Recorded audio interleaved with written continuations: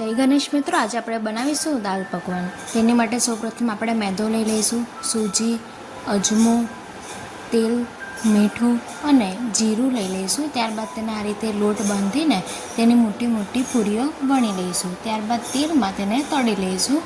આ પ્રકારે એને તળવાની છે અને ગોલ્ડન બ્રાઉન થાય ત્યાં સુધીને રાખવાની છે।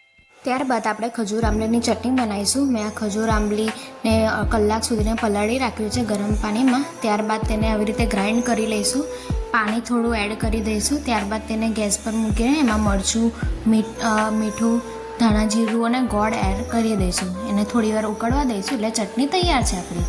ત્યારબાદ આપણે દાળ પકવાનની દાળ રેડી કરી દઈશું। એમાં તેલ, જીરું, હિંગ, મરચું, ટામેટાં, આદુ મરચાં લસણની પેસ્ટ નાખીને એને સાતળી દઈશું। ત્યારબાદ બધા મસાલા એડ કરી દઈશું, જોડે ચાટ મસાલો પણ એડ કરવાનો છે। એક બાજુ આપણે ચણાની દાળ બાફવાની છે, એમાં મીઠું અને હળદર નાખીને એને બાફવા મૂકવાની છે। ત્યારબાદ તેને થોડી વલોણીથી હલાવી દેવાની।